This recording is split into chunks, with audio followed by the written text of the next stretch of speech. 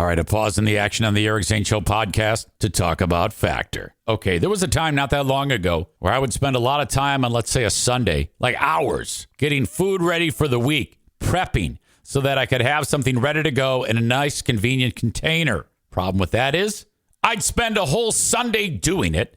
It was expensive. And frankly, I was eating the same food all the time. So it's easy to figure that after a couple of weeks, I kind of gave up on that. Now, I remember all the time thinking it would be great if I could have food delivered to me. I don't have to lift a finger to make it, and it's prepared by chefs, and it's fantastic and so convenient and so delicious and fresh, never frozen. Voila! Factor. Look, I know you love supporting me. That's one of the key things that makes a podcast survive is when you support who's doing the show. I want you to just try this, and you are going to be so happy. Go to factormeals.com/Zane50. That's Zane50. And then use code Zane50, and you're getting this for 50% off. That's how badly I want you to try this, just so you can see how easy and convenient and awesome Factor is. That's code Zane50 at factormeals.com/Zane50 to get 50% off. Oh, and I'll include the link in the show notes of this podcast. This November, get Factor and enjoy eating well without the hassle. Simply choose your meals and enjoy fresh, flavor-packed meals delivered to your door, ready in just 2 minutes. No prep, no mess. You are eating amazing food. You're eating well. It's so fantastic. Again, factormeals.com/Zane50 and use code Zane50 to get 50% off. That's code Zane50 at factormeals.com/Zane50 to get 50% off. All right. Welcome into the Eric Zane Show podcast from the Impact Power Sports Studio. Thank you once again for joining me. Hello to you all. I'm so glad you are here. You're like, what's going on there, EZ? What the hell took so long to get started? Well, there was a lot happening. Frankly, it's a miracle that it's only a few minutes after 8 a.m. Okay.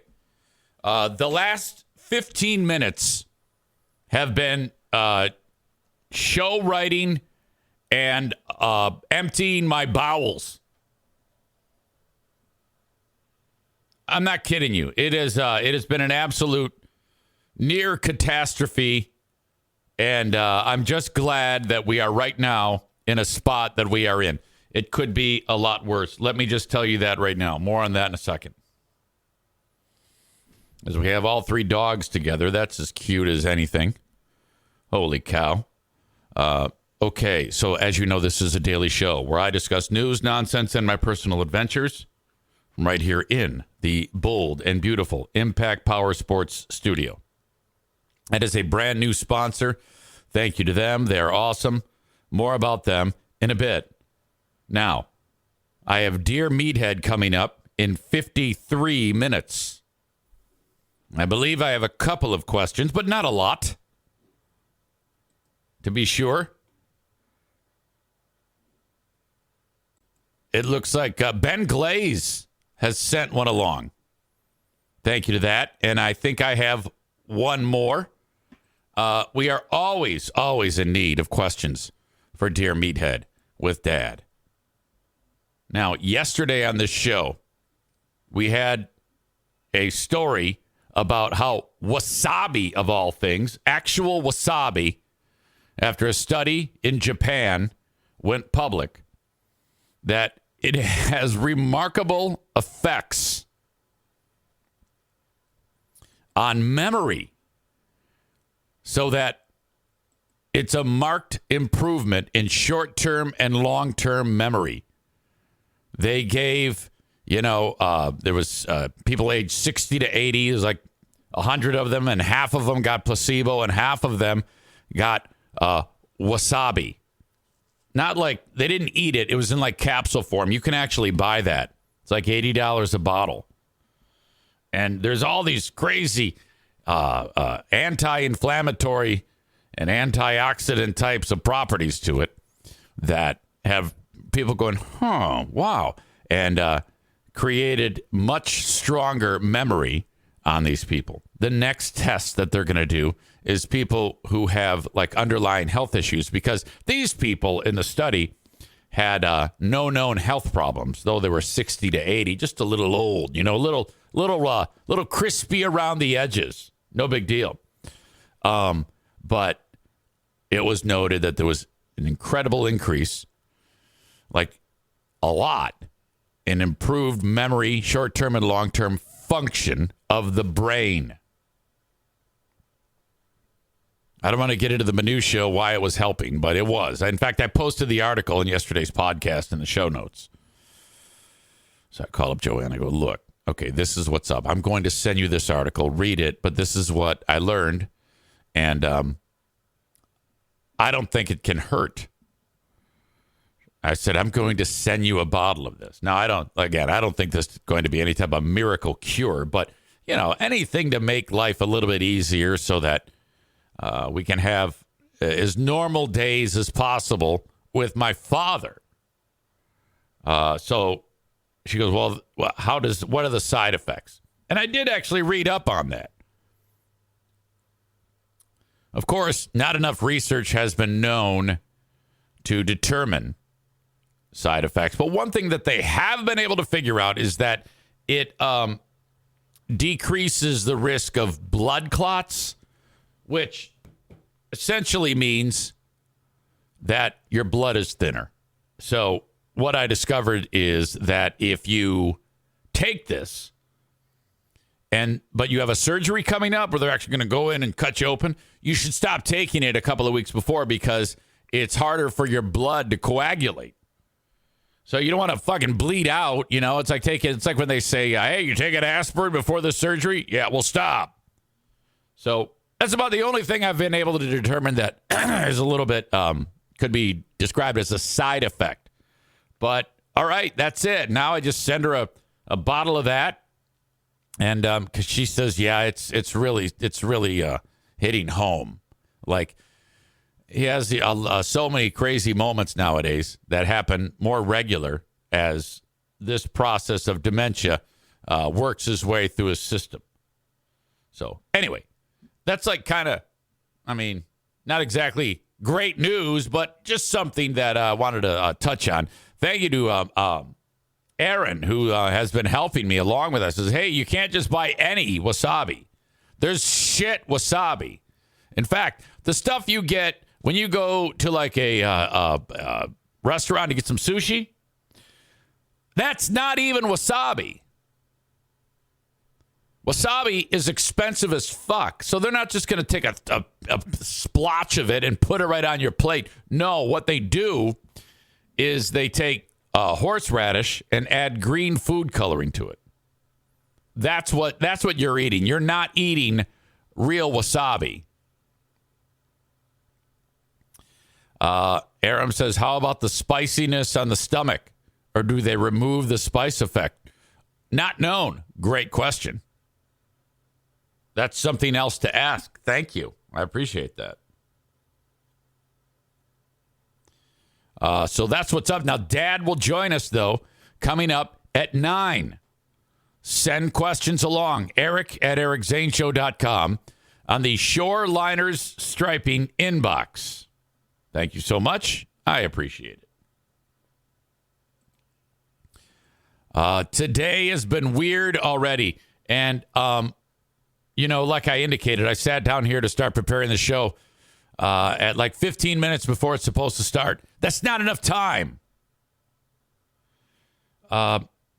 Minutes earlier, I was like, well, there's no way I'm going to be able to start the show on time.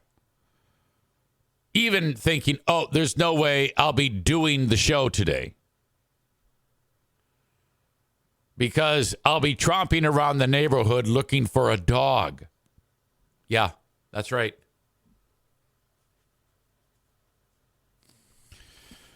Okay, this is not sustainable.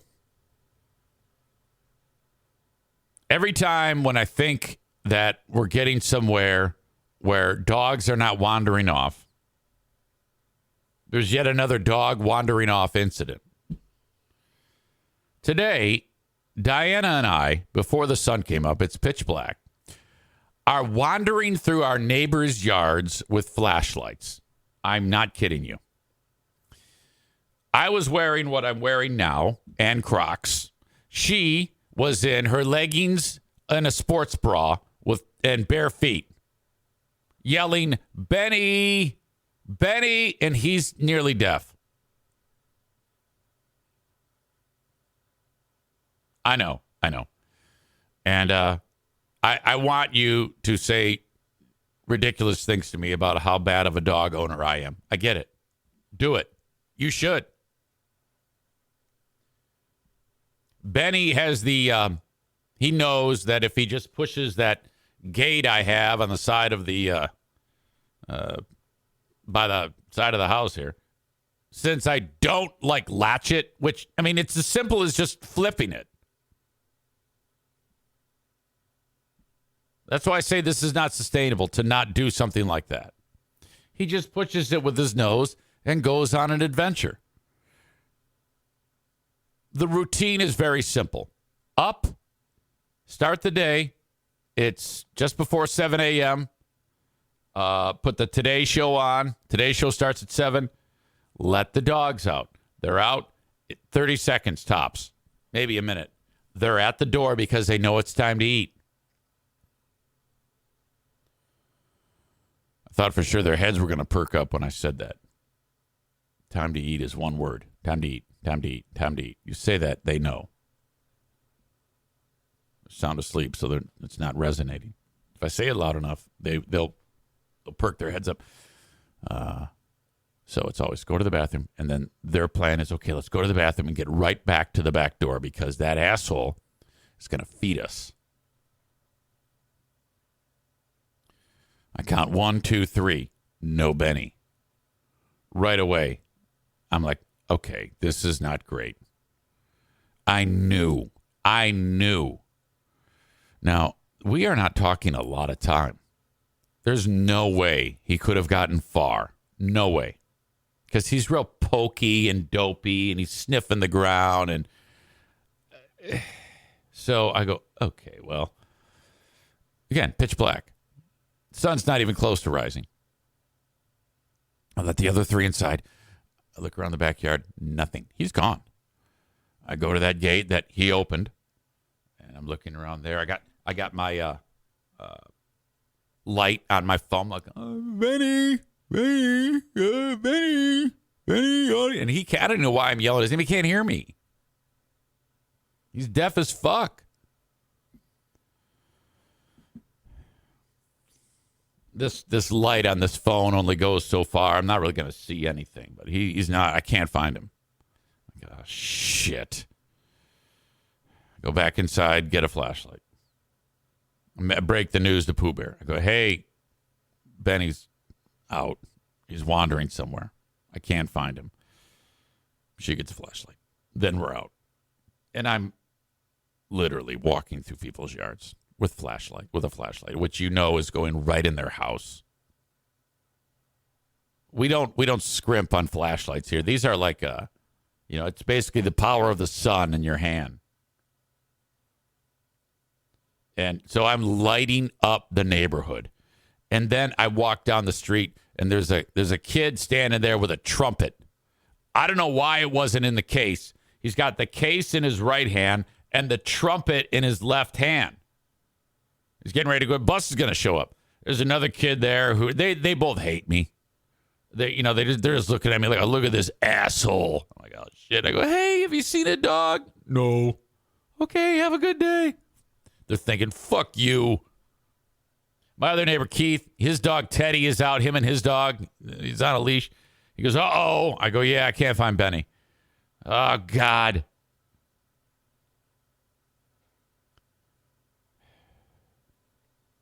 Go back home, Diana, wandering around, sports bra, no shoes, freezing her feet off, her little teeny tiny hobbit foot. Nothing. I wander over to Schimmel's. Now, this is not good. Schimmel, I'm very concerned about Schimmel.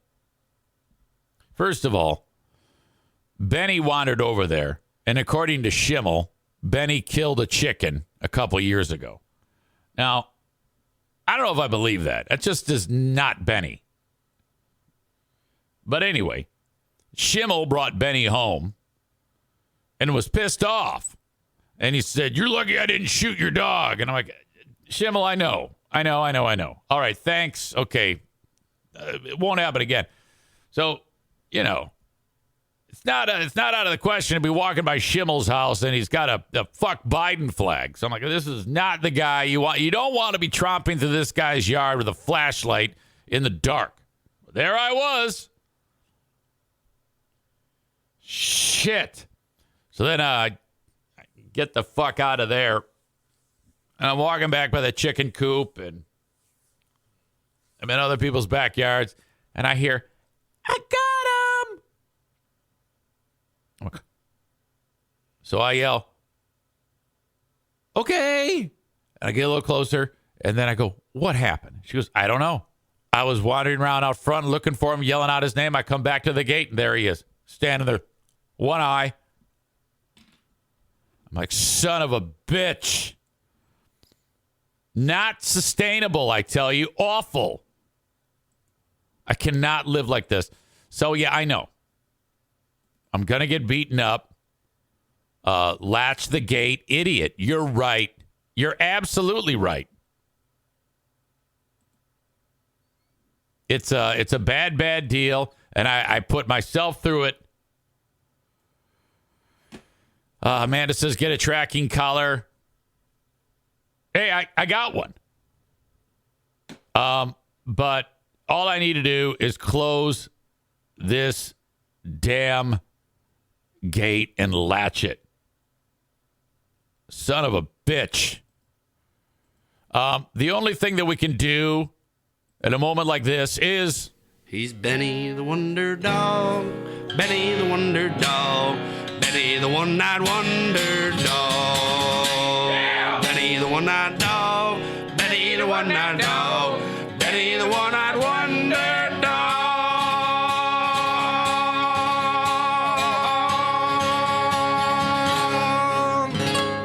Don't you want him? Thank you, Gunner. Stupid fucking hippie. Take a shower, hippie. Smelly shit, hippie. Dirty fucking hippie. Gunner's still a member on Patreon. He says, "Hey, thank you for continuing to play the songs." Oh, of course, Gunner. Kenny says Gunner needs to come back. Absolutely. I want to hear what's going on in the world of apple farming and whatnot. And get him on. Chris in Buffalo said, "I always thought this was Kenny singing." You did? God damn. All right.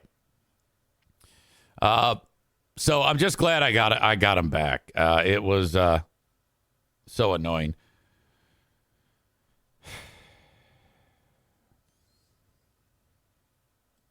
I was worried. I was freaking out. I was like, son of a bitch.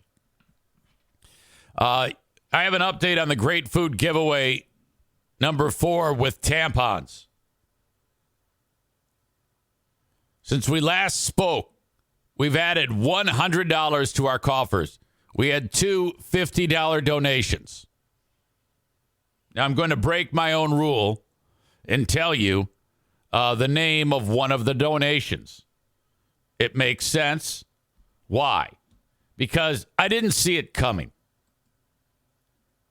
Okay, so I'll just tell you, it was John Jamingo. John Jamingo sent $50 our way for the Great Food Giveaway with tampons.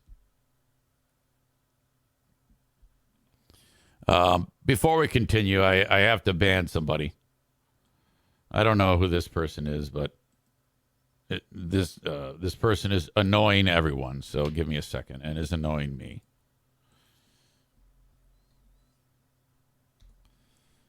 Okay.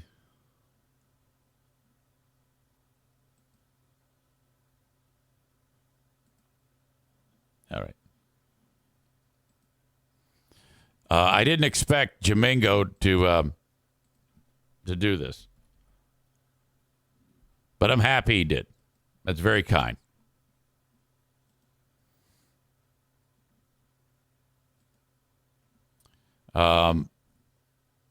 For him to, I mean, okay.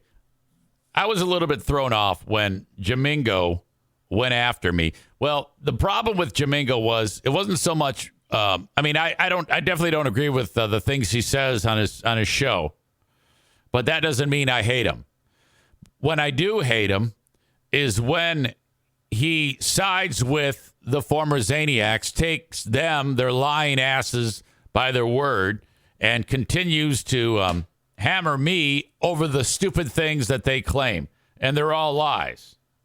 The former Zaniacs are the worst meth heads on the planet. And these are not people that you want to be sidled up with. You do not want to be cozying up with the former Zaniacs. Yet he did. So I was like, wow, fuck this guy. I had him on here.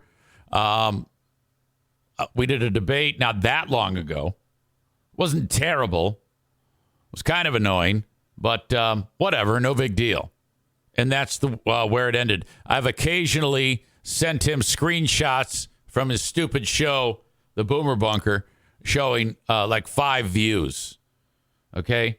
And now he's ditched that, and he puts all his energy into his own show. He wrote to me, "How's it going, old man? Are you in diapers yet? I didn't realize you were a decade younger than me. You look and act so much older. Hey, I've been doing a daily solo show on Rumble, Kick, and Twitch." Now, it's interesting he's on Twitch because, remember, they got kicked off for something. God knows what. I mean, how the fuck do you get kicked off Twitch? But he managed. And right after that, he was all about, fuck Twitch, fuck Twitch, fuck Twitch. And now here he is back on Twitch, this asshole. He says, "I stream to Twitch so even a dummy like you can hate watch. It starts at noon." He's doing a solo podcast now. Now, I'm sure it's not much different than his regular show with the shit that they talk about. But his show is doing exponentially better than the Boomer Bunker, which is saying something. Well, not really. It's not saying much at all.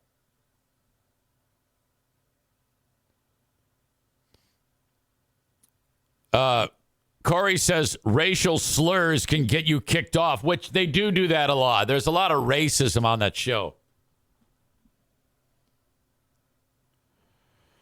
But John's show, his solo show, is just blowing the Boomer Bunker out of the water.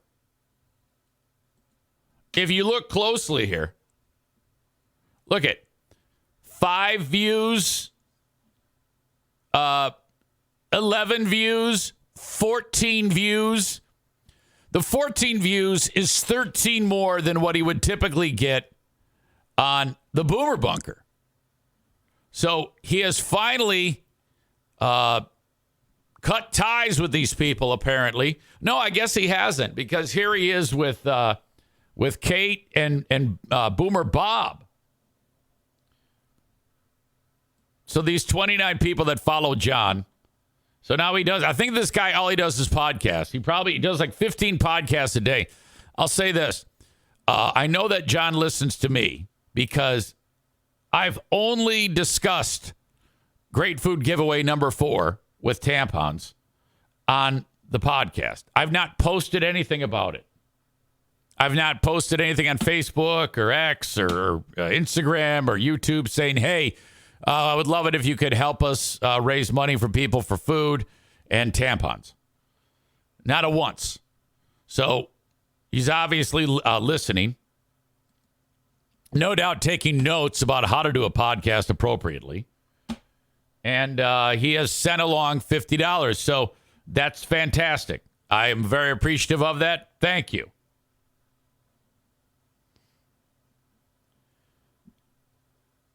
Corey says the reason why the Boomer Bunker sucks is because Bob is boring as fuck. Yeah, Bob's very bad. Bob should not be in front of a microphone or a camera. Corey says John can act crazy, but keep it entertaining. Similar to Jerry Springer, Bob is just dead weight. I agree. I've always said that John has some ability. Now, even though his brain is polluted with all the anti-vax shit and Biden won shit and all the QAnon nonsense and Sound of Freedom bullshit, all that fucking maniac stuff. He's all about that. But he can at least present appropriately. He's a decent enough broadcaster.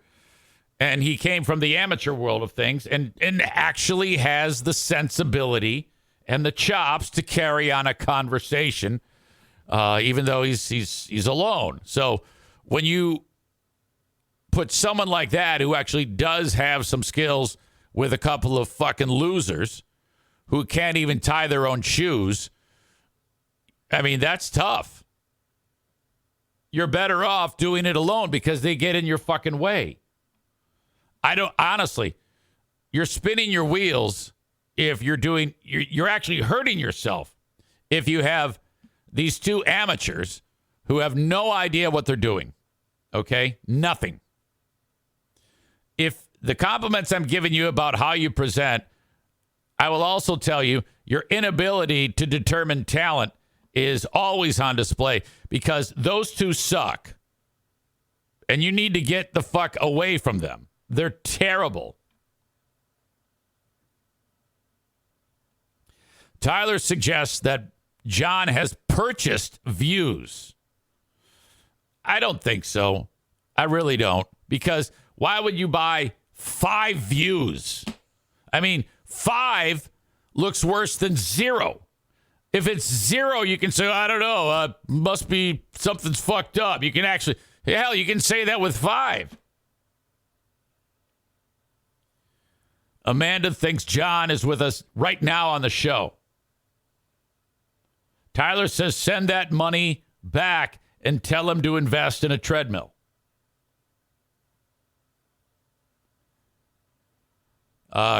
Corey says, what is the rant when he got mad and walked off? Rubbernecks or something? Corey said that John could just make up, hey, yeah, the algorithm hates me. That's all you got to say. You can say that for anything. Oh, yeah, it's the algorithm. It's fucking terrible. The John rant. Where is the John rant? Is it on here even? I don't know.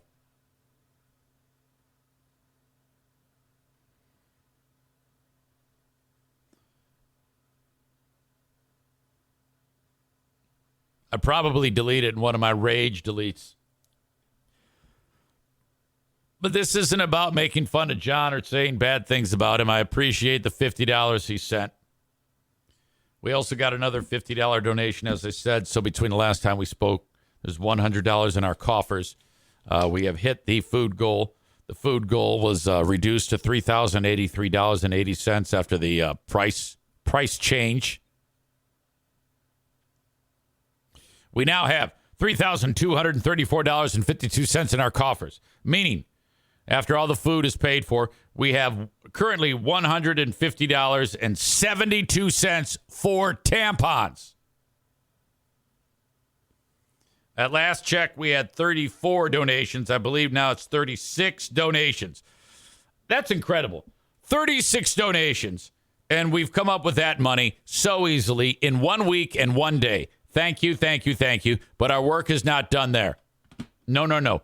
We need a lot more money so we can buy an absolute armada of feminine products so that these people who are underserved and less fortunate can be given these at Great Food Giveaway number 4 with tampons.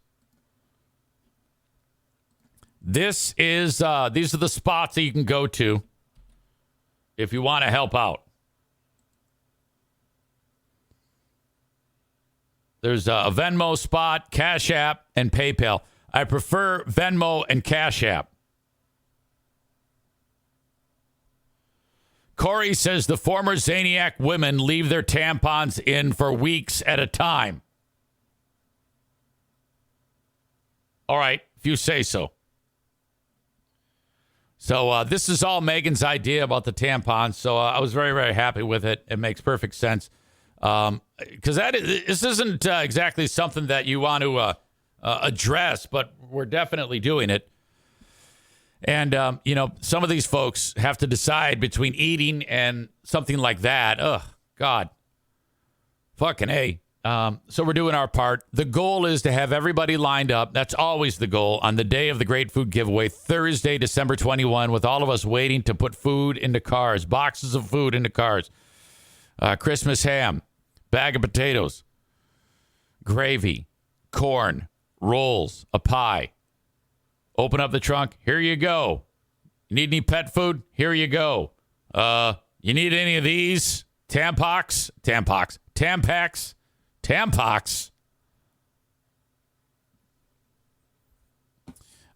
So Fox 17 has invited me on to be on their show coming up a week from tomorrow at 9:20 a.m. I'll be on television. I've got 3 minutes to tell people where to go on the 21st. That's the reason I asked, hey, we've got everything covered in terms of fundraising. All I need to do is get more people to be aware so that they can show up day of 3 p.m. Irvine's Auto Repair, Grand Rapids Hybrid and EV. And then all of us idiots are there giving free stuff away for people. Between now and then, I need to make another handmade sign that says free food, I don't know. That to me is the toughest thing to do on all of this is paint that fucking sign. Oh, God. Anybody volunteer to make the free food sign to hold at the corner of Stafford and 44th Street? I'm still not over the last time I had to make the damn thing.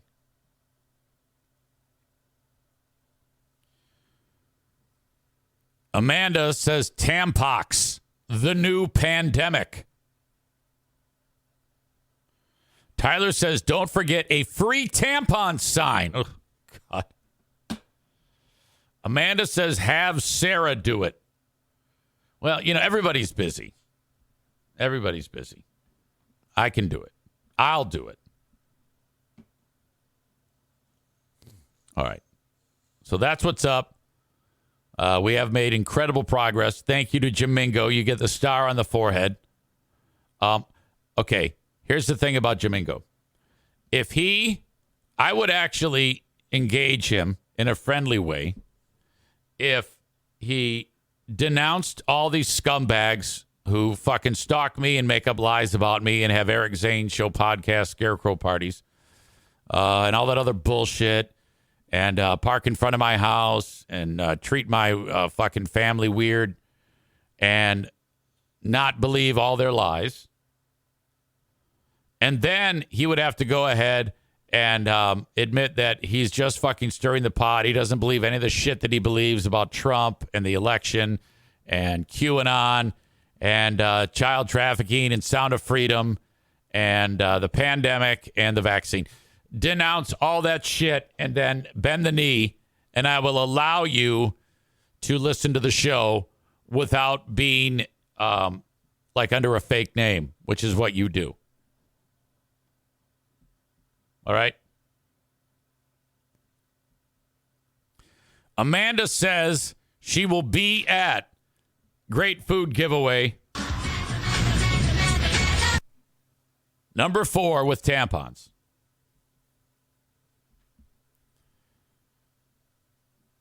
Kenny says, I wish I was closer. I do the signs. You're very sweet. You're not. You got to stay home, though. You're not allowed to go. You actually are banned because you need to save your pennies. I don't want you spending money on gas and all that shit. Fuck that. You just stay home. I know you want to show up here and spit some more game like you like to do and get another chick to take you home, which happens all the damn time. But I don't think the women in West Michigan are ready for you. I think that if you were to show up here, I mean, seriously, the ovaries on these women would all explode. Women that are barren and can no longer have babies anymore would suddenly be 100% fertile. Okay? Amanda says that Kenny cannot leave the house until 2025 when Grand Theft Auto 6 comes out. Corey keeps using the word Riz, and I've forgotten the use of the word Riz, which is the top word in the Oxford Dictionary. I don't even know the context of how you can use that word. All right. We have a Big Fraud Thursday coming up with another edition of Who Are These Zanes? Now, the audio that I've pulled is when I was on an ensemble show, and this is the debut, meaning there was more than one person on it that were talking. I guess they all are ensemble shows. Well, when I was at the Eagle, it was me and a news guy. He was like my Robin Quivers, Brian. But this show, me and my radio partners it's our first show. Here's a cassette tape. June 24th, 2002.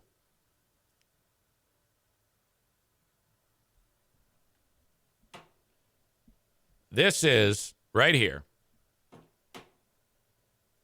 the day that Greg, Chris, and Eric signed on 105.7 The Hawk in New Jersey, on the Jersey Shore. Station still exists to this day. It's a pile of shit because it's run by Town Square, and Greg and Chris are still on that station. They have been for more than 21 years. This show right here is the first show on 105.7 The Hawk. Ben and I are going to review it on Who Are These Zanes? That comes up Thursday on a Big Fraud Thursday. We'll open up with that, and then we'll segue over onto the Ben and Eric Patreon podcast, and it'll be a hell of a lot of fun. I'm very excited about that. That radio station, boy, talk about stress. Because at this point in my career, I had just finished being fired from the radio station in Knoxville. And my wife was pregnant with Madison, and we were apart. She was back in Tennessee, finishing up her pregnancy alone, while I was in New Jersey trying to get this show off the ground. I would fly back quite frequently, but it was a lot of trepidation there. It ended up working out, not by any planning on our part. It just happened to work out. But this is going to be very interesting to hear. We had no idea what the fuck we were doing there. Greg still sounded like he was puking when he would talk. You know, he did the but that isn't the point. The point of what I'm doing it for is because it's Who Are These Zanes show. So, and with those two with me, it's still part of the lore of what we do here. So I'm excited to review it and share it with you. Chris in Buffalo says, have you ever thought of getting Joe from Joe and the Poor Boy to do a review of your guys' show with you? No. I think it would lay flat.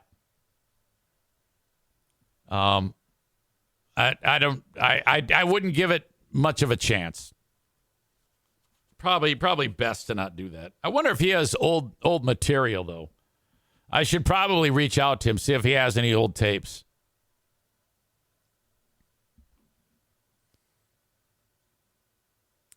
All right. Thank you for checking the show out. Welcome to you if you are enjoying the show on Facebook, X, and YouTube. It's time to send you on your way. I appreciate you, though, for getting as much of the show as you did on those platforms.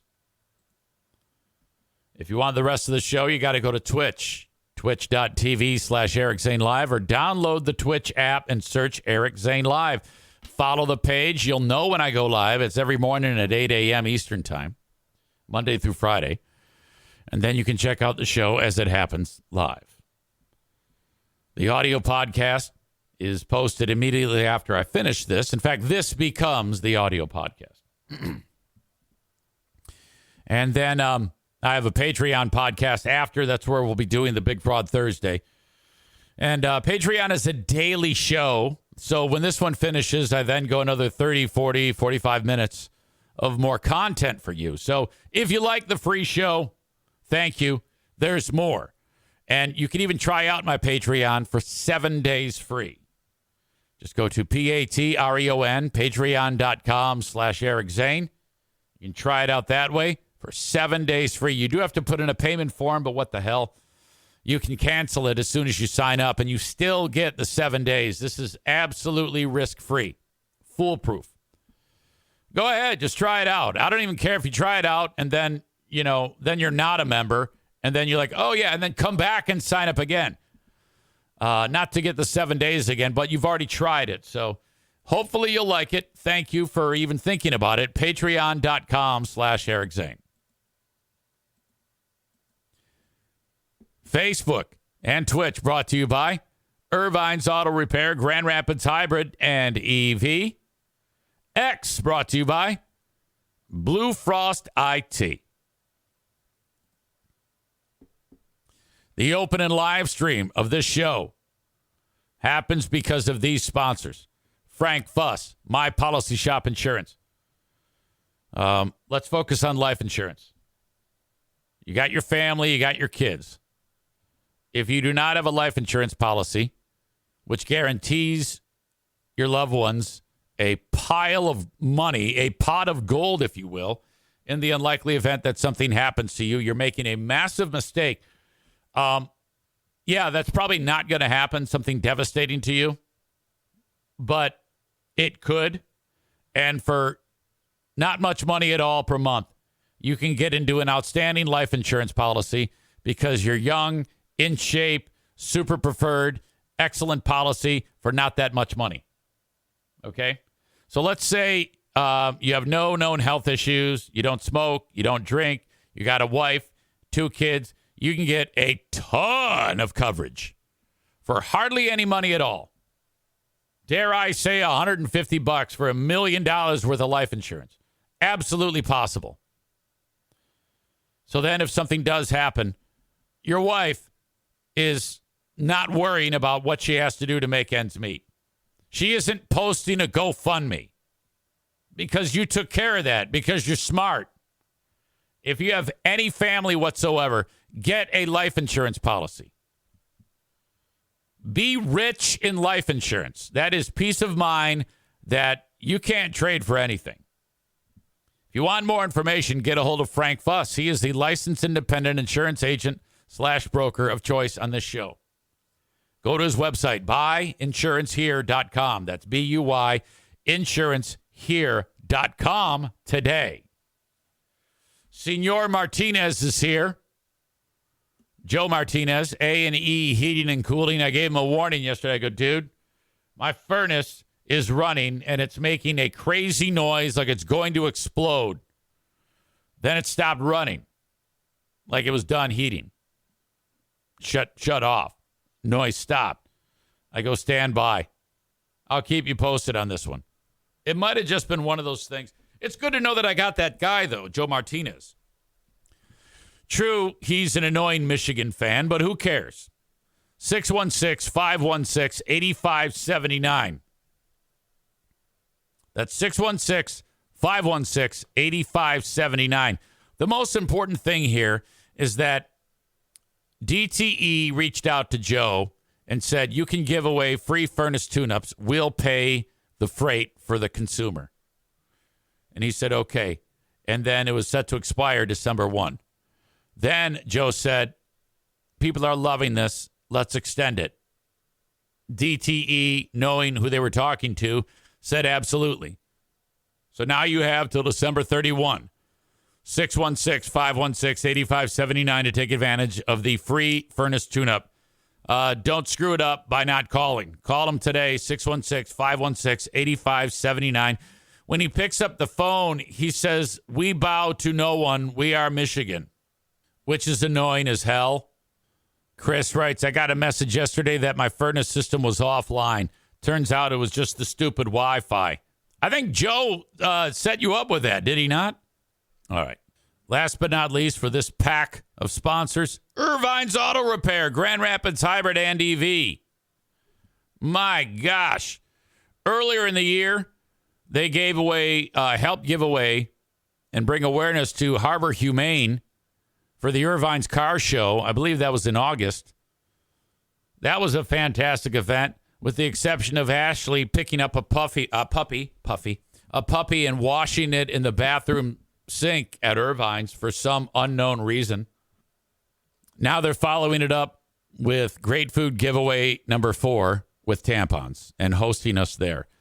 If you need anything taken care of with your car, 616-532-6600. Irvine's Auto Repair, Grand Rapids Hybrid and EV will help you. That's 616-532-6600 for anything at all that you need to keep your vehicle running. Now, this isn't like a body shop or something like that.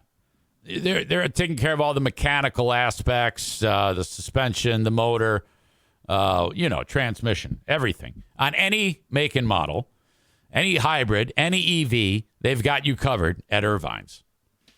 Check their website out, ervines.com. That's ervines.com. I know you loved this song to start the show, so it's time to hear more of it because I need to take a break. I'll come back with Dear Meathead. I wandered into the YMCA yesterday for the first time in months. Team Knuckle Dragger was there. Brian and Andy, who, my God, I don't know how much more swole they can be. These two walk around like this. I mean, they are jacked. So jacked. I'm like, what the fuck? And they gave me big hugs. Welcome back. You're back. And they nearly killed me with their hugs. Now the next problem is once you're there, I'm waiting for them to start pulling the pranks. It's common to be like, so I have my headphones in. And I'm lifting weights in air quotes. It can barely be called weights. And they start sneaking around me. And I'm wondering, what are they up to? Because it's not uncommon for them to sneak to where I am, like laying down on a bench with my little 10-pound dumbbells or whatever the fuck. And them to put the this fart machine underneath the bench. And you don't know it's there. And then you're like working out and you don't know it's there because you got your headphones in. But to the out in the public, in the room, they hear while you're working out. And it's ridiculous. It's like, you can't bust out the fart machine on my first day back. I mean, you're going to make me want to leave again. It's hard enough to get me in the building. Why are you doing something that makes me want to leave the building?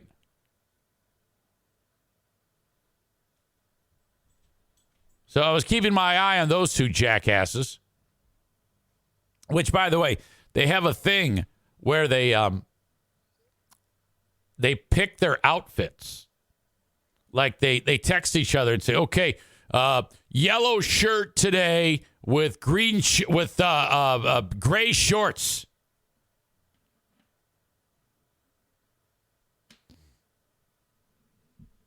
It's remarkable. So I get to see them, and then I said to Andy, I go, I can't run anymore. Those days are over. He goes, who cares? What I did do was I got in that treadmill, and I'm just walking. And I go, but the problem is I can't really get my heart rate up just walking. So I started to increase the incline.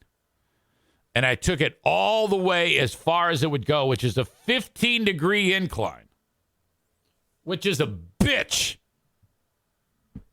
And started walking. And, man, I thought I was going to die. 15 minutes up a hill. Yeah, okay. Now, I go into this. I'm like, all right, easy. Take it easy. Easy, take it easy. You don't want to go here and start throwing up as much weight as you possibly can, which isn't much, and working your muscles to failure. Literally, if you're going to have any chance at this, you got to start out super easy. Don't overdo it. And get almost like you're preparing yourself for workouts. Like if I were to a month later have this down, then maybe, you go and you get it. You put some real effort in. You burn it out. You work to failure, all that shit. Not yesterday, though. I think it was a 20-pound dumbbell in each hand. And I'm benching that, which is nothing, and I'm not really exerting much energy at all, but I am doing the movement, basically. Just kind of getting into it. And I did all that I wanted to do. I didn't do too much, didn't do too little. I did what I wanted to do. I did my chest. I did some pull downs with the lat machine for my lats. I did some squats. I had like dumbbells in my hand. I would do like knees over toes squats just to kind of get something going in my legs and my ass. I did some hamstring work. I did shoulder work. I did biceps and triceps, but everything is like embarrassingly light. Like for my biceps and triceps, I went over to the set of the weights that are like coated in rubber. Okay, that like chicks use, chicks and little kids. Basically, it should say huge pussy zone over there. And there I am, slinging those light weights, and everybody's looking at me like, oh, that old fuck, Jesus Christ. So I did that, and then I did some ab work, on this machine, and my lower back. I did all this stuff. I was so happy. And then I was able to walk out of there in one piece. And today, I'm sore. And I haven't felt sore in forever. And it feels great to feel sore. But it's the right level of sore. I'm not debilitated and limping around like an asshole. Kyle says it's okay. They see you're an old man, so it's okay to use light weights. Oh, absolutely. I need a pair of those like New Balance shoes that old guys always wear, Kyle says make sure you get after it again today. Stick with it and you won't be sore. That's his advice. Look, hey, I appreciate that, but you do realize you're talking to Mr. 10 here. I know everything there is to know. I know more than all of you combined. I just haven't done it. Ryan says, oh, yeah, you got to have some of those New Balance shoes, and they have to be white. You can count on it. I want to be that old asshole. Actually, I take it back. I want to be like the guy who just looks cute. Oh, he's adorable with his rubber-coated weights. I'm rubber-coated weights guy.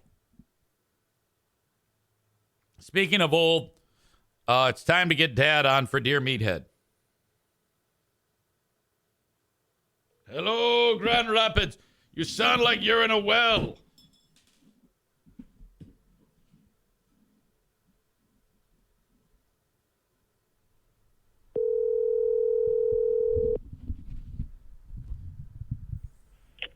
Hello. Hi, Joanne. How are you? I'm good, honey. Good morning. I hope I'm not waking you guys up. No, we're just getting up. How's it going over there? Pretty good. Okay. So far, so good. Okay, that's excellent. I'm happy to hear that. So, yeah, I was just calling for dear Meathead. If Dad's around, we'd love to get him on and talk to him. He's just getting out of bed, Well, honey. let me call you back. Is today Wednesday? Yes, ma'am. I thought it was Tuesday. Oh, no. Oh, my God. Eric, I'm so sorry. That's okay. Let me get him up. Another 15 minutes. Yeah, I'll call you back. No big deal. Okay, honey. Okay, I love Bye-bye. you. Okay, bye. Today is Wednesday, right? I'm getting this right? Or did I screw that up? I'm pretty sure today's Wednesday. Correct me if I'm wrong. Stevie says she is so sweet. Ryan says maybe Meathead can help me come up with ideas on what the hell to get my wife for Christmas. Similar arrangement you have with the Queen of the Forest. I have no ideas or control over what happens on Christmas in this household. Does she have a list? If she has a list, okay, you need to just stick to the list. Don't try to get too cute with this. If you're going to do anything that's, she like, if you pay attention between now and next Christmas and know there's something she would love and you have plenty of time to think about it, that's one thing. But we are like a handful of days away from Christmas. Don't reinvent the wheel here. The best you can do right now with the time that you have is stick to the list. If you want to get cute, that's a long process. Okay? That way, if you wait the year, you can put your head together, you can save your pennies, you can do it upright. If you wait the year, you can then go ahead and maybe even like get her a car or something like that.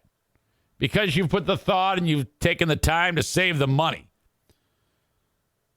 My advice to you, if you haven't gotten anywhere, first of all, you got to start.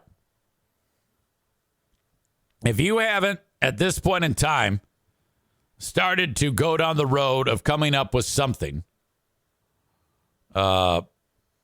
you gotta lift a finger. You gotta figure it out. Chris says you can get cutesy once the list is fulfilled. Yeah, if the list is fulfilled and then you go with one that is kind of like a risk, you got nothing to lose. Kenny writes, the best thing to do is actually shop for your significant other with the knowledge you have of what they like and dislike. Well, that's obvious. And surprise them with something that's actually thoughtful rather than going by a list of things they could easily buy for themselves. Well, and he says, that's just my opinion. That's a horrible opinion. No. The way to do it is get the list, buy the list, and then sprinkle in your own nonsense after.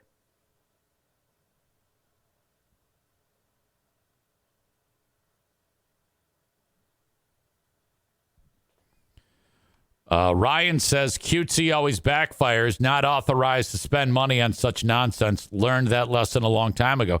Kenny says that's the lazy way. To you, it's the lazy way. But if that's what she wants, you can't go wrong.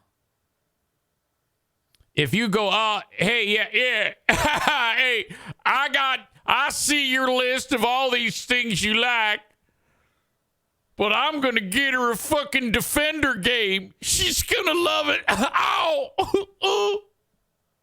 No. Tyler says, I've never asked for a list, and I knock it out of the park every single year. Humble brag. That's excellent. Most people don't have that ability. I give you credit for it.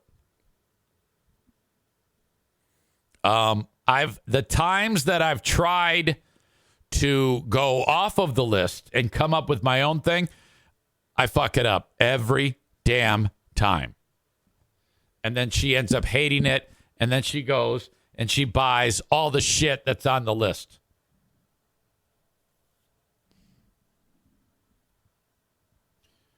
Florida man says, I don't know, Kenny does make all the women squirt. It's true. So he's got that going for him.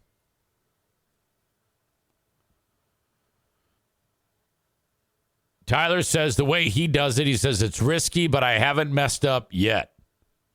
Ryan says, Tyler, my household isn't managed that way. The women is in absolute control charge of this holiday. And Tyler says, I'm kind of envious of that, LOL. Yeah, here, Diana is the big swinging dick. You know, a couple weeks ago, she's like, while you're doing your basketball game, we're going to decorate the tree. Now, I could have said, well, why can't I be part of it? Or something stupid like that. And I'm going to get my face kicked in. I go, oh, of course. How can I help? I need you to go downstairs to the storage and bring up all of the gigantic 9,000-pound plastic bins and haul them up the steps and bring the Christmas tree up.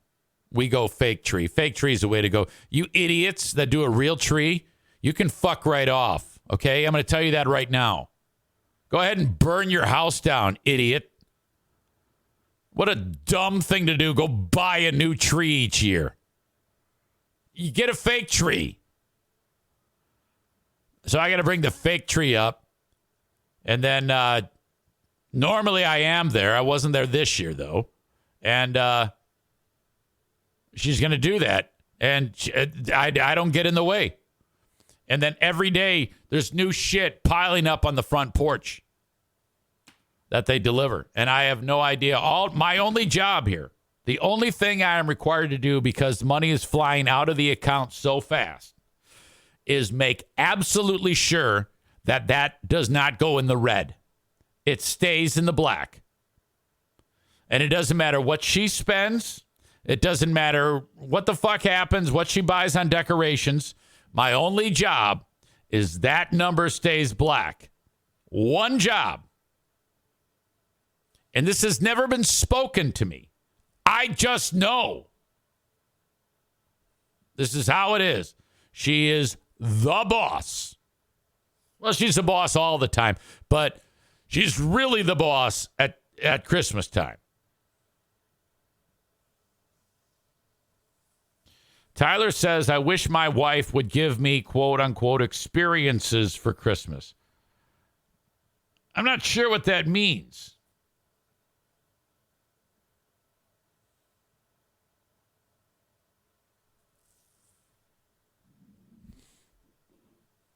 Are you saying that like anal? Is that or like a reverse gangbang going on? What am I? Is that what you're suggesting? Ryan, who lives a life like mine, he says same easy, all the same. Also never spoken. Also never spoken. If it were to be spoken, I'd lose major points. Danity says. Experiences could be skydiving or fishing trip. Tyler says yes, all of the above. So he wants either skydiving, anal, fishing trip, or reverse gangbang. It's weird. All right.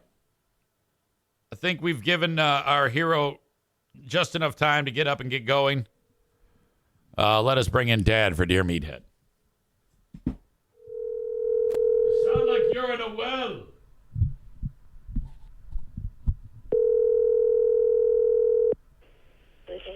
Good morning. Good morning, Dad. How are you? I'm all right. I'm sorry about this morning. Oh, no worries, Dad. We've got so much flexibility on this. This is not an issue. I just chit-chatted about Christmas for a period of time. And then... well, no, I can't believe it. I'm usually on Johnny on the spot. Well, I didn't know it was Wednesday, honey. I didn't even know it was yeah, Wednesday. hey, you're retired. You're supposed to not know what day it is. Tired of what? Doing nothing? No, I didn't say tired. I said retired. Oh. Yeah. Okay. When you're retired, you can do that. You can just kind of, hey, I don't even know what day it is. Well, I just didn't think. Hey, that's okay. No worries at all. I'm just glad you guys are here. Just glad you're here. We were just talking about Christmas and the holidays, and I was describing how in my household, Diana is in charge of Christmas. Is that the same thing in your household? Absolutely. Yes. So when it comes to like decorating, gift buying, gift giving, that is. I know she's gone bananas. Yes, I have one job, and that is make sure that there's money in the account so she can do what she does. Hey,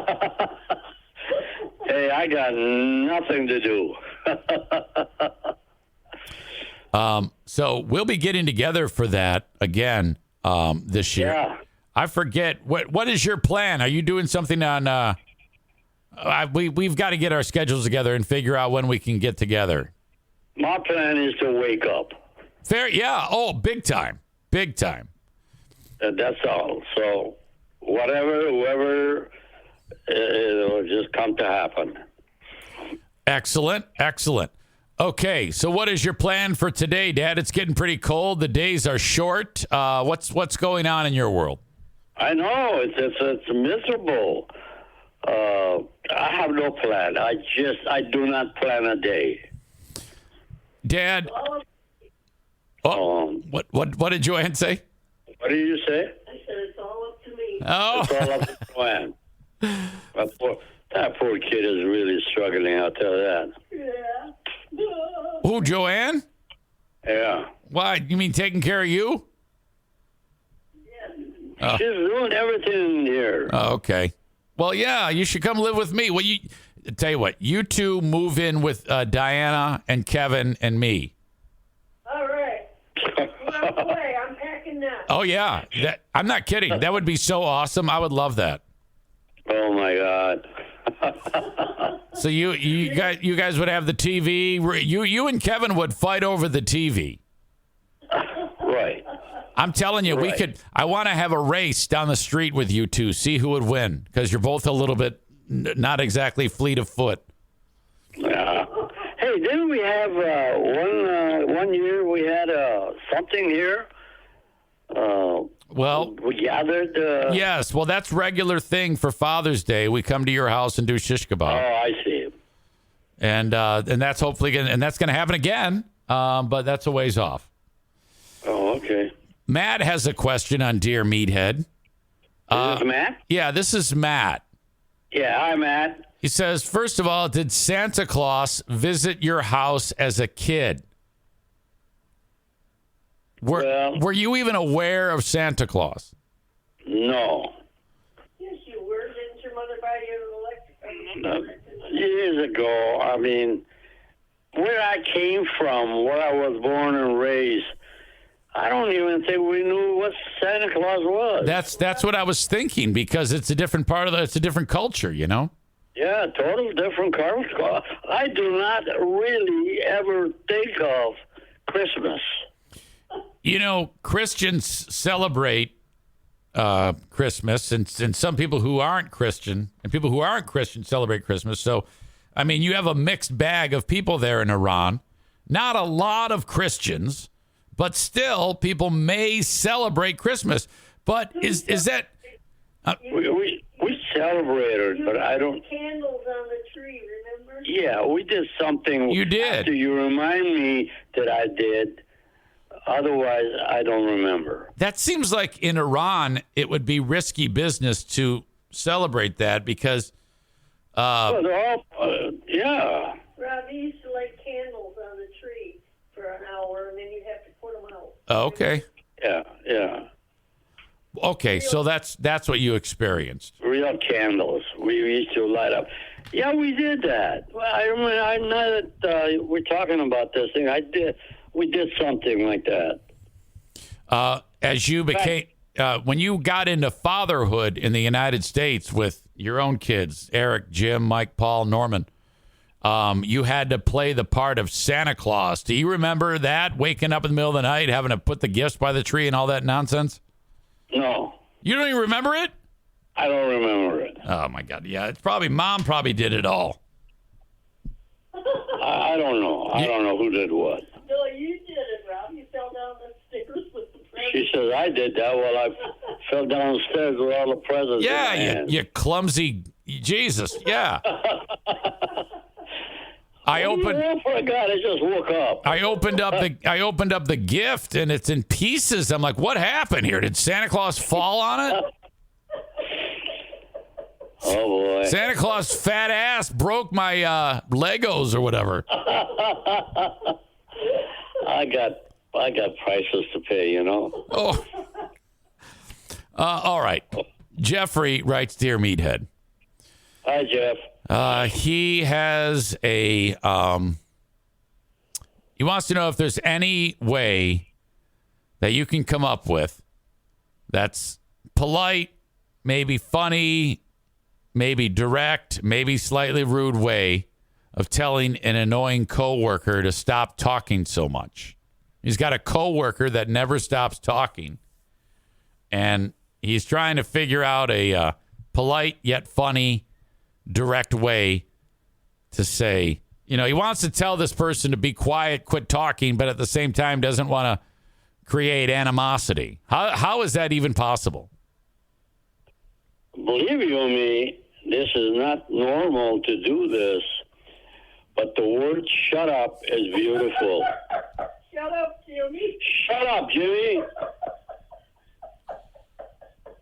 Wow. Hello? Yeah, I'm taking that all in. The word "shut up" is beautiful. Yeah, hey, shut up. Yeah, I actually do recall that moment when Yeah. it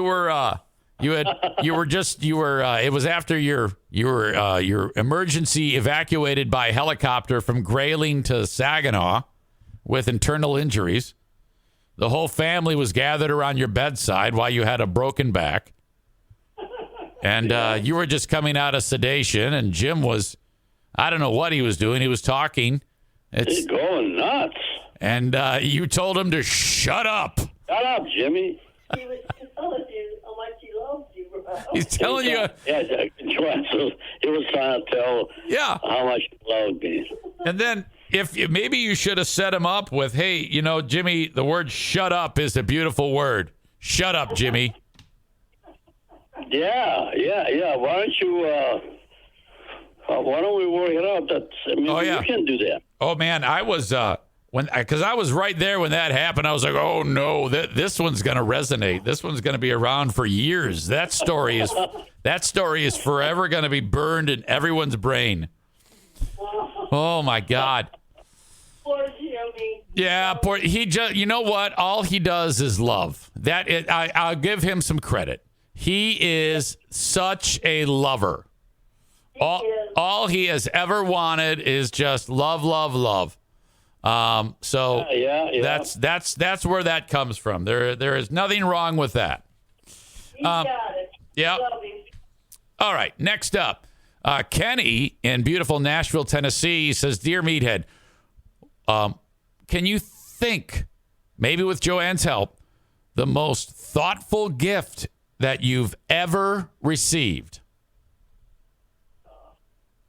God. The saw I gave you. A what? The saw. What kind of saw was that? The table saw. A table saw, I guess. Joanne gave you a table saw. Yeah. Yeah. Oh, Christmas. I thought it was I thought she wanted you to cut your fingers off. Oh, I'm kind of sorry I gave it to him. Oh. Oh my God! I kept, I look at this hand. That hand is so ugly. Oh, no, it's not. It's cute. It's just a little bit wonky. No big deal.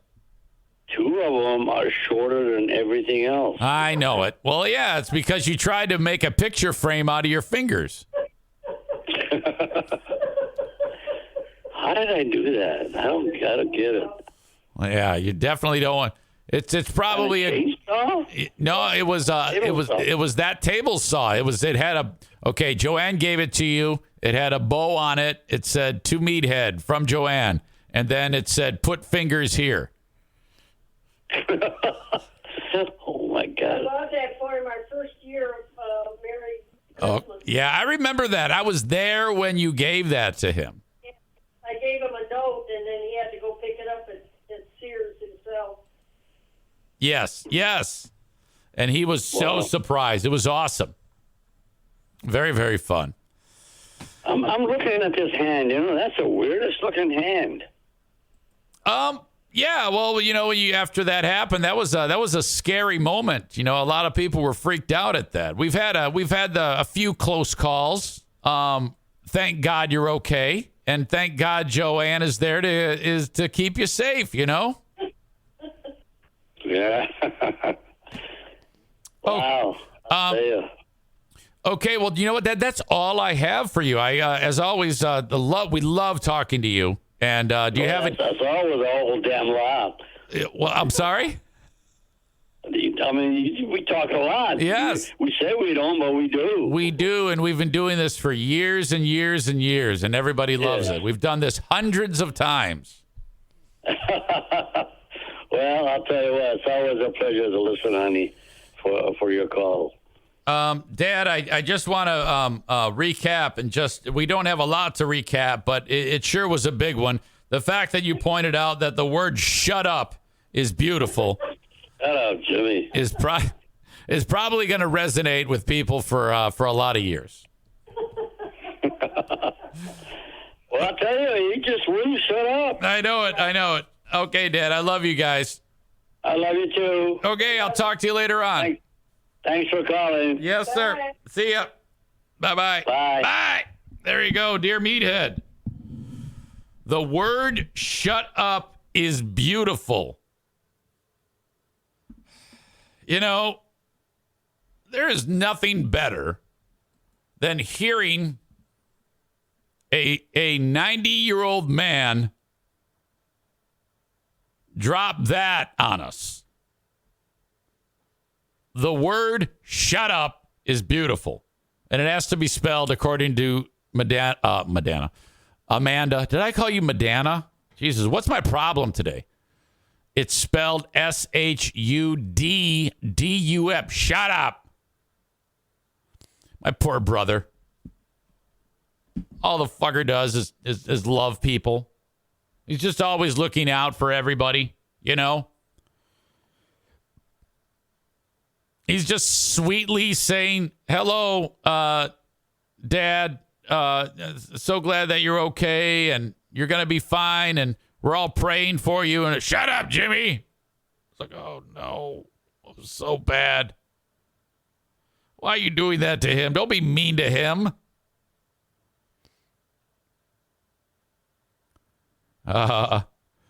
Nick in the arena says we have a table saw at work that stops instantly if it touches skin. Wow. So that means you're just going to get a little nick. I wonder how it knows. That's fantastic. When I was a teenager, I used to cut 4x8s of 3/4-inch particle board on a enormous table saw. I know that sounds shocking, but I did. I knew how to operate a saw. I knew how to cross cut. And I would cut parts for cabinets. We used to build these cabinets out of particle board, and so I'd get an order of like someone's kitchen. So I have to cut the parts to make the cabinets out of the fucking wood. My brother Mike, who did not like me on the saw because I was inexperienced, I had to convince him to let me use the saw. And it was here that I learned what kickback is. Occasionally, if you're pushing kind of a weird way or your pressure isn't right, or sometimes it just happens if you're doing everything right, the wood will rise up the blade, and now it's not on the deck. Okay? It's kind of, you can see that the depth has changed, and the blade is disappearing as the wood rises. You've got seconds. You've got a millimeter of a second before that thing is going to throw that fucking 4x8 right back in your fucking face. So it starts to chatter. I'm like, uh-oh. And now if you behave and like maybe back out a little bit of the cut, you can get it to calm down. I didn't do that. And I abandoned ship and let go of the wood and dropped down. And that fucking thing flew right behind me and hit the wall. This big thing, it threw it like it was a paper airplane. Holy shit. Could have killed me. That was the last time I was cutting on the table saw.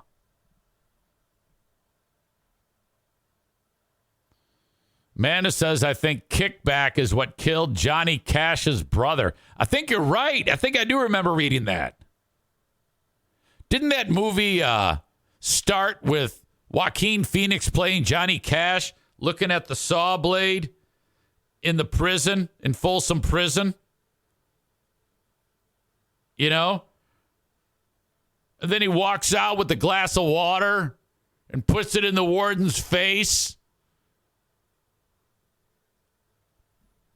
And then he starts playing Folsom Prison blues to prisoners.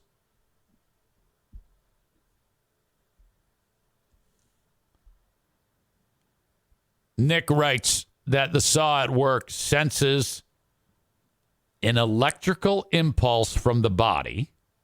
It slams a brake into the blade, 1/1000th of a second. It costs $160 whenever it happens. How come it costs $160 whenever it happens? I don't understand. It's like you got to have credits, like you're playing skee ball or some shit? Or is that like a penalty? Like a skin tax or something like that? Why does it cost $160 every time you do it? Oh, the brake and the blade are both ruined when that happens.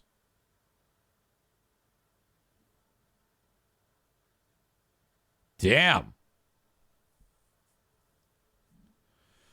Cole says watch a YouTube video where they put a hot dog into the blade and it stops instantly.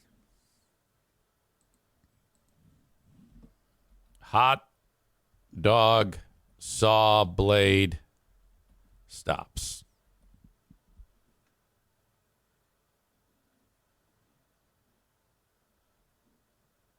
All right.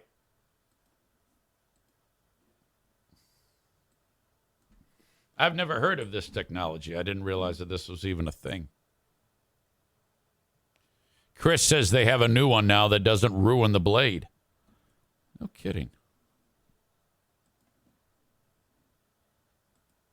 All right, audio check, video check. This is what these guys are referring to. Setting up the saw stop table saw here to do the hot dog test. If you've never seen this before, essentially a hot dog acts a lot like a human finger, and essentially that's what this test is showing. The blade itself carries a small electrical signal, and when the skin contacts the blade, the signal changes because we are conductive, and that change activates the brake. This all happens within less than 5 milliseconds, and it leaves 0 scratches or anything on this hot dog. It's always... What? It doesn't do anything? You don't even have a nick?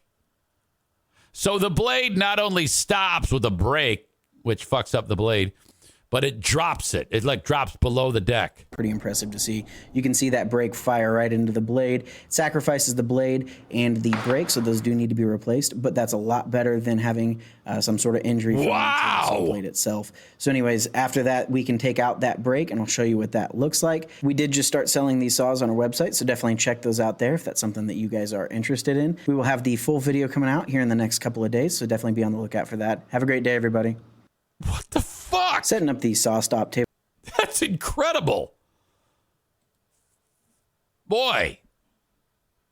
Damn it. That should have been like opening up the Today Show when that technology emerged. That would be a stunt for, Ryan writes, finally a saw safe for dick shafts. You know, if the guys who made the Jackass movies knew of this, they would actually try this. Put a dick into a saw blade. Can you, I mean, that would be incredible. Everybody would want it, would want to see it, you know? You'd have to do it where you say, spoiler alert, his dick does not get cut off. And then, because otherwise people probably wouldn't want to see it. Chris from says, well, way to go, Ryan. Someone is going to, he says, someone will throw their cock in there and they'll have a nice lawsuit like Charged Lemonade.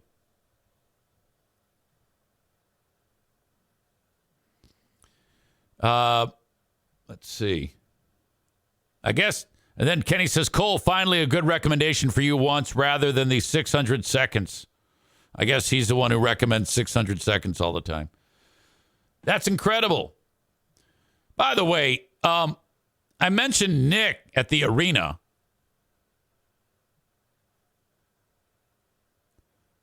I mentioned this on Patreon yesterday. Nick revealed something the other day that he probably, I can't believe that this happened. I do believe it. And I think he deserves also a star on his forehead for telling it. So I'm going to tell it again. I just talked about it yesterday on Patreon, but it needs to be out here for everybody else.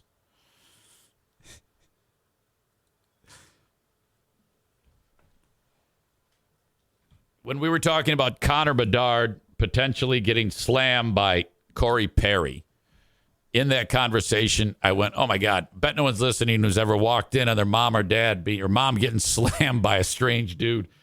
And conversation went off. And then Nick, now that wasn't exactly the same, but how awkward that would be. Bedard's only 18. Nick was only 16 when mom and dad said, hey, let's go over to the Smith's house. We're going to hang. It's game night. Let's go. And so they walk into the house. And then so now the two couples are there, Mr. and Mrs. Smith and Mr. and Mrs. Nick. And all four of them go, hey. And the Smiths have two girls who are about Nick's age, like maybe 16 and 14. Hey, you guys run off. Here's $20. Go play video games. Have a good time.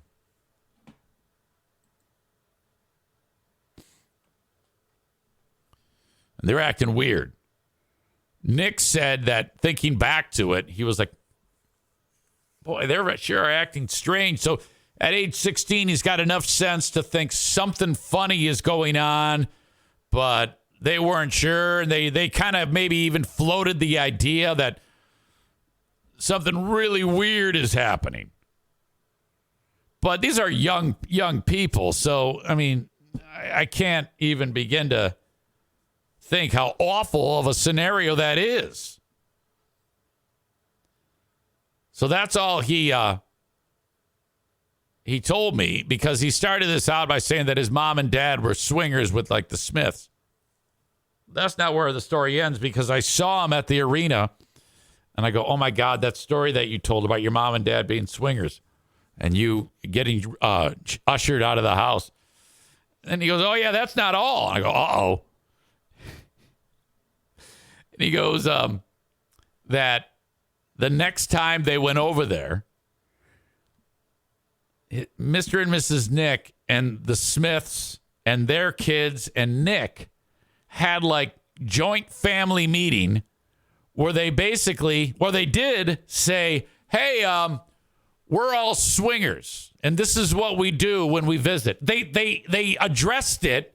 They addressed the elephant in the room and told the kids that was what they were doing. So that they could then like hang out and canoodle all over each other in front of the kids. What the fuck? How is Nick not a serial killer? I hope he's not a serial killer. If he was, this would be like he'd get off because they would say that this happened. So poor Nick, his mom and dad said that they like to bone the Smiths. And then Nick's there with the kids and that's abuse. That is the worst abuse. It's not the worst abuse. Mateo is the most abused audience member. We could have a listing of the least and most abused audience members. Now, in fairness, I mean, I'm on that list when that guy touched my ding dong when I was like 8 or 9 at summer camp. And again, when that came out, I wasn't telling the story like I had been abused. The story just flew out of me. And then everybody in the room was looking at me like I was crazy. And I go, what? And they go, yeah, you were a victim of abuse. Some strange man touched your penis. And I was like, oh, I guess so. I never really thought of it that way. I guess I was abused. So I'm down the list for abuse.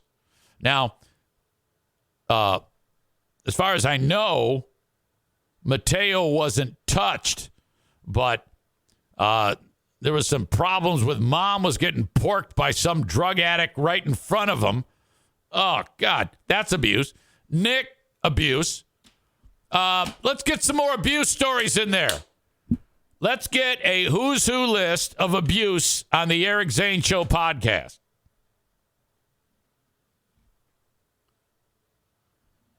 Linda says, Nick, are your parents still alive? Eric needs to interview them.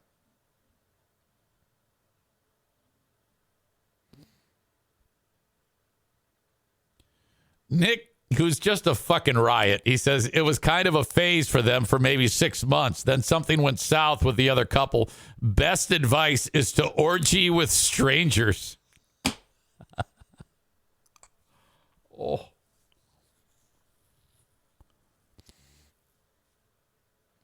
Cole asks if Nick banged the daughters. Yeah, I don't know if we need to go that far. Linda says she would never be able to look at those people ever again. Maureen says that's the weirdest thing ever. Linda wants me to interview your mom and dad on the Patreon. Yeah, I don't know if I can do that. I mean, if they offered it, I would. But I don't even know if they're still around. I mean, to think that now they're older. Has there ever been a time, Nick, when, you were a kid then, that fast forward to maybe Nick's 30, what were you guys doing? That's to me the big thing. Why did you feel the need to tell them about it? You could have just left it to the imagination and been quiet about it. And, I mean, they might have thought something was up, but you can't fucking tell them. What a stupid thing that is. What mom and dad says, hey, kids, gather around. We're into orgies.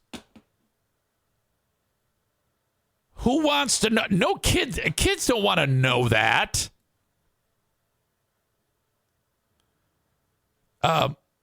Kenny says that's close to some type of abuse. No, it is. There's no mistaking it. That is 1,000,000% emotional and mental abuse. Who wants to hear that their mom's getting plowed by some other dude? What the fuck? That's not your dad. It's abuse.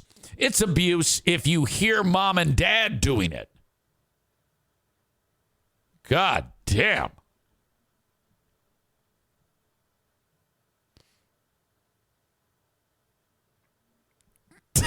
Nick writes, I think the most traumatizing thing they did was my mom wore a thong to my prude ass aunt's pool party and all the family freaked out. God.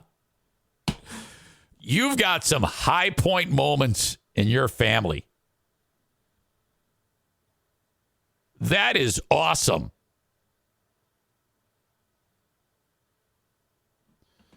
Amanda says, so my daughter ended up having a lot of abuse because she told me later in life that she could hear me with my boyfriends at night.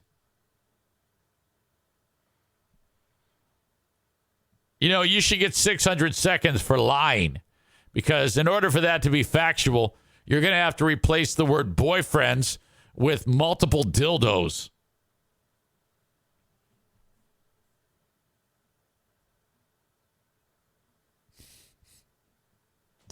Ryan writes, dildos don't count as men. Exactly. Quit lying. Everybody knows that you got some hobo drunk and mounted him to make a baby. Okay? Quit trying to make it seem like you were some dick magnet. Lies make baby Jesus cry.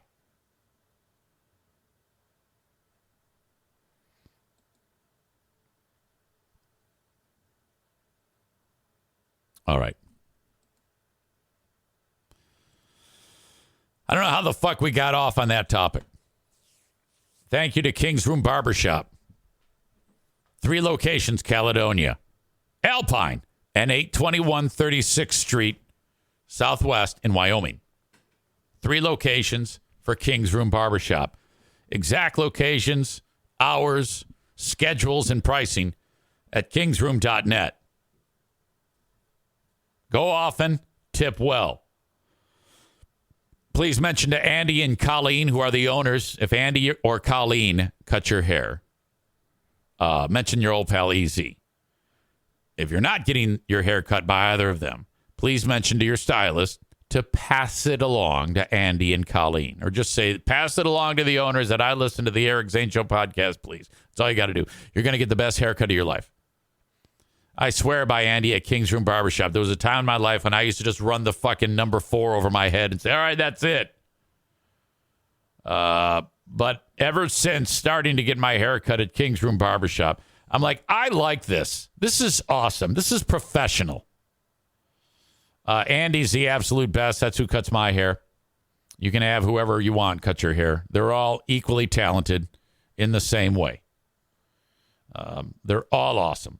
King's Room Barbershop online at kingsroom.net. Thank you to them for sponsoring the show. Hello to Impact Power Sports. They just sponsored my studio and sponsored the show. ImpactPowersportsMI.com. For everything under the sun when it comes to toys. Now, not like dildos. I'm talking about like ATVs, UTVs, golf carts, you name it. Let's take a look. Something like this. Golf carts, 4-wheelers, UTVs, ATVs, go-karts. They have go-karts there. All awesome. Electric bikes. Electric off-road, mopeds, scooters, trailers, side-by-sides, roadsters. Impact Power Sports MI. They just became Michigan's newest official Yamaha dealer of golf carts, which I guess, from what I'm told, Yamaha golf carts are the absolute best in the business. So if you or someone you know is shopping for something like this, please consider Impact Power Sports in Rockford, Michigan. Impact powersportsmi.com. IMPACT, powersportsmi.com. They also have repair and service available for anything at all that you want taken care of. Oil changes, carb cleans, chain adjustments, cooling system flush, free diagnostics, engine rebuilds, cooling system flush, aftermarket upgrades, and much, much more. Schedule your appointment. They also have financing for anything that they sell. They can help you out every step of the way. I think I made the mistake of talking to Amanda because now she's sending me she's writing nonsense that she porked some Marine. We all know that's not true. It was a homeless hobo. And that's the truth. She's making up fairy tale lies that she porked some Marine.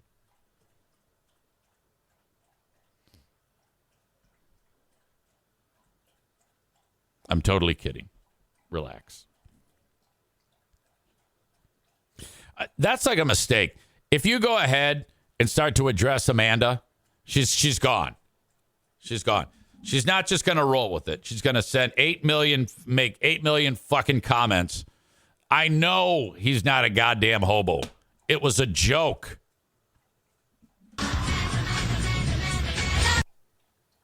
You got to understand that everything I say is a joke. It's all silly. Only stupid people, you, don't take it that way. You're the only one. No, I take it back. Kenny does that too. But you do it the worst. Oh, no, I wasn't a hobo. Stay with the Marine. Fucking asshole. What the fuck? I know. Shut up. Again, the word shut up is beautiful. Shut up, asshole.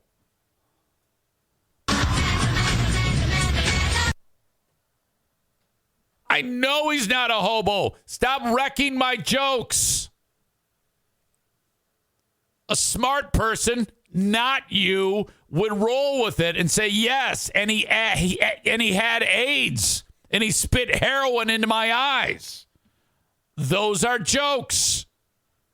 Those are jokes. You are dumb. Dumb.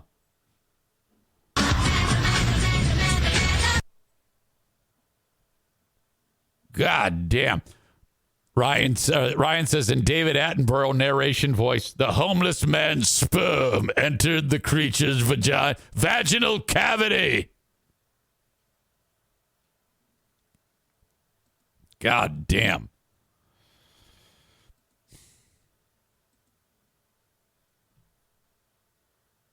Anyway, Ron DeSantis is at it again. When you suck like Ron DeSantis, you have to do stupid stuff like this. Ron DeSantis, no one's voting is going to vote for Ron DeSantis, okay? In fact, I say, if I had to choose between Trump or DeSantis, I would now choose Trump. I may not have thought that in the past, but I think that now. And it's because he wears the lifts and the boots. I don't want a fucking idiot who wears lifted boots to be the president. If you're that much of a low confidence piece of shit that you got to make yourself seem taller, like that matters, well, then you're a fucking psychopath. No. Not to mention, DeSantis is even more closed-minded when it comes to our beloved gays and transgender people, who are the most hated people in America right now. And it's because of people like him, Ron DeSantis. So I'm glad that he won't be the president.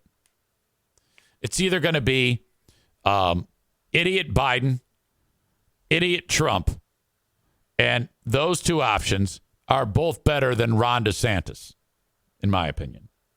With a little luck, it'll be Biden. I don't think it will. I think Trump is actually going to win again. Did you see yesterday he was on Sean Hannity, and Sean Hannity was interviewing him? And this is hot on the heels of Liz Cheney, the former congresswoman. She lost her reelection bid. She just came out with a book, and Liz Cheney said that Trump could very well be a dictator when he gets into office, if he gets into office, and never leave. Now, I don't believe that. I don't believe that at all. But she does. And she threw it out there, so now they're running with it. So Hannity says to Trump, are you going to be a dictator? And he laughed it off. And he said, no. And then he said, actually, day one, I will be a dictator. One day, I will be a dictator. And he said, I'm going to close the border, and I'm going to drill. So now, because he said that, and if you're a person who thinks that that's a dictator, you're crazy. It was a joke. Okay? And him making an executive order to close the border and to drill does not make one a dictator. But that isn't stopping everybody from talking about it and saying that he will use, because he said we need to root out the leftist liberal vermin, and he'll do that when he gets into office or some shit like that. I mean, basically tough talking is what he did, what he's done for years. And everybody is saying that he's going to use revenge politics to vanquish his enemies, and he'll be a dictator now. Because of they're basically just taking his words and expanding on them. All right. Well, if anybody says that Trump is going to use revenge against leftist liberals or whatever, and say, oh, he can't do that. Well, he can, and he needs to look no further than what's happening to him right now. I mean, everybody is trying to fuck up Trump, and they should. I don't have a problem with anybody fucking with Trump, indicting him because he's Trump to try to keep him from office. That's happening as we speak. And anybody who says that Trump can't do that, well, that's been going on for since he left office, even when he was in office. You can't tell me that we haven't been trying to shut him down through politics. And I'm liking that we have. I hope it works. I hope he gets sent to prison and killed in prison. That's what I hope. But you can't tell me that him saying that he's going to go after the left is being a dictator and using politics. It's the same thing that's happening to him right now. I mean, let's be honest here. That's not far-fetched. And him shutting down the border. Now, that makes me sad. I think that of all the things, I don't give a shit what he does for drilling for oil. I couldn't care less about any of that. I know full well that this electric car bullshit is not sustainable. So I'm glad that he's going to drill. If I were Trump, I would get behind Trump if he said, I'm abolishing electric vehicles so that they can't be made anymore because this is bullshit. This is all bullshit. Hybrids, yes. I'll get behind hybrids. I won't get behind the EVs. The closing the border makes me sad. We should open the border. He should go halfway with the Republicans. Say, I've decided I am now going to build the Eric Zane Memorial Welcome Center and make it as big as the fucking New Orleans Superdome. a posh setup for all of our beloved Mexicans to come here, set up shop, get them jobs, move them to different parts of the country so they can start a new life and be productive. The same thing that this country was built on to make it great in the first place. No more closed borders bullshit. Besides, when you say that, it makes the rest of your fucking sycophant followers hate our beloved Mexicans. You fucking asshole. I don't know what it's harder to be in this country right now. Gay, transgender, or Mexican. The black guys are looking at those people and saying, shit, things are tough.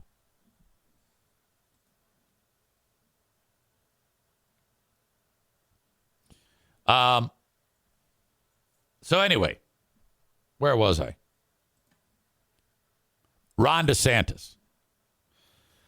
He's going to do anything to try to win favor. And it's impossible. There's a debate tonight, and he's going to get his ass kicked again.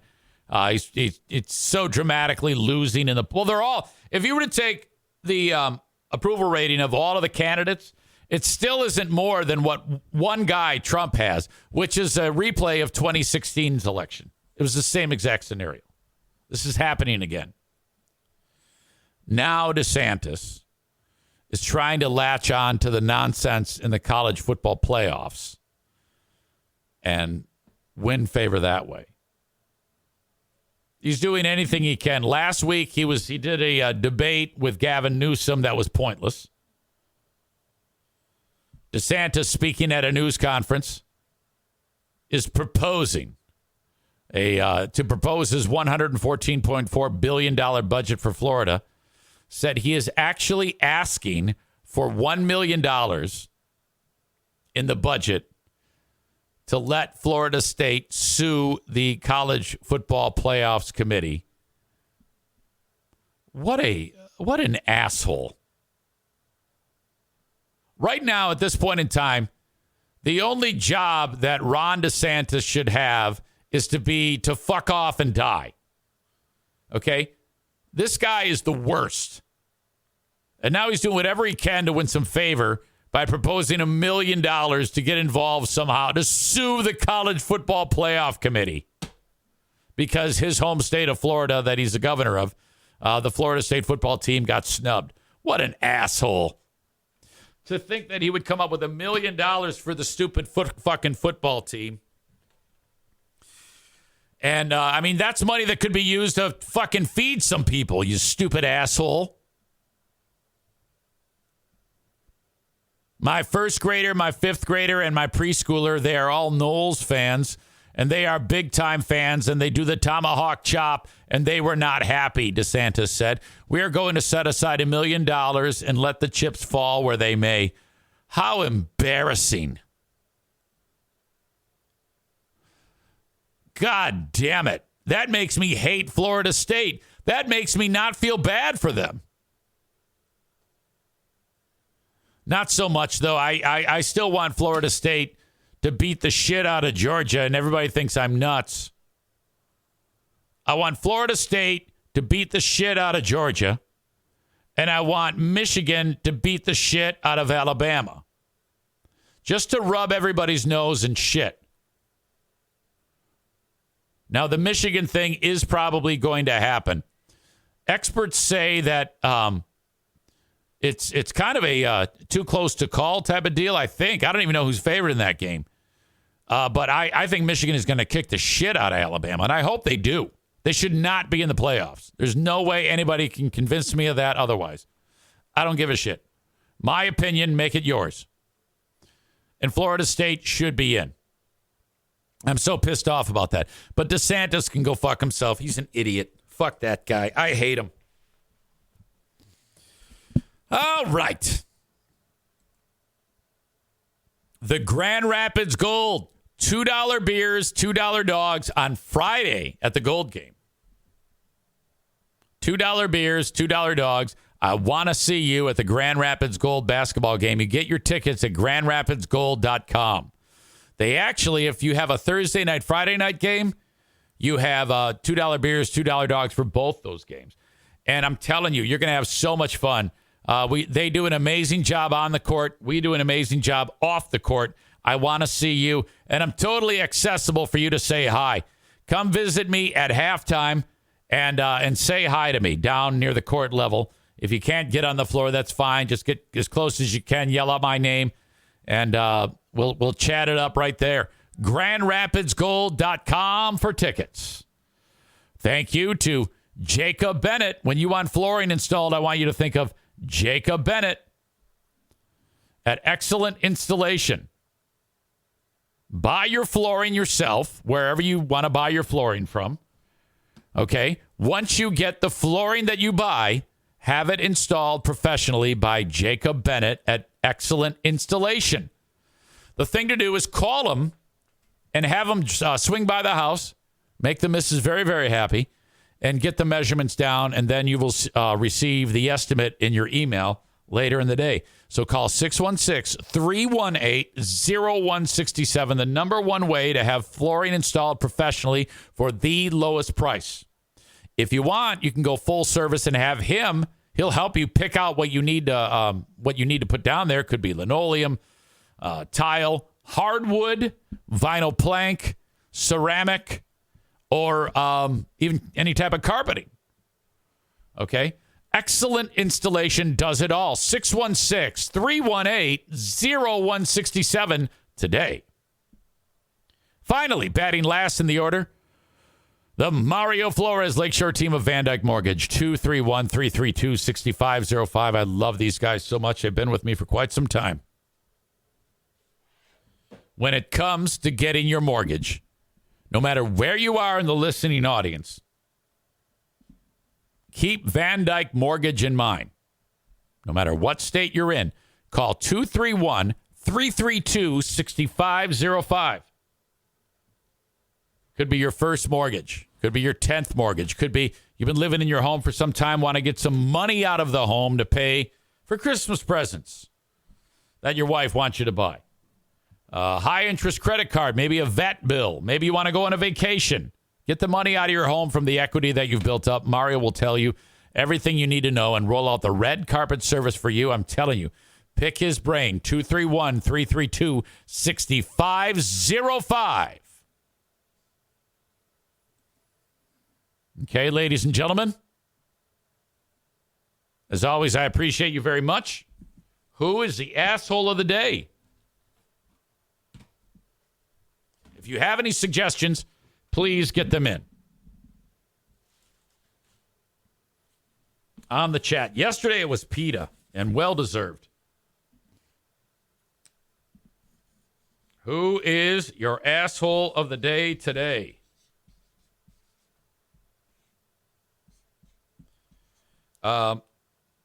Blue State Rob says Amanda. Well, that goes every day. She is. She's so... The fact that Amanda... my joke was, no, you had sex with a hobo. Oh, no, that was a Marine. Let me send you a picture of what I used to look like. Now stop. Stop. Just laugh. That's all you got to do. Asshole of the day, Nick's parents. Oh, big time. Ron DeSantis gets it, though. TC Paintball. Thank you so much to Ron. I think he's the repeat winner. That is my time for today, folks. You guys are the best. I will be on Patreon a little bit later on. Thank you for being part of this one. For Darla, Bruce, O'Neill, Benny the One-Eyed Wonder Dog, wandering around the neighborhood, Pooh Bear, the NFK, and your old pal EZ. Have a good one. Until next time. Bye-bye.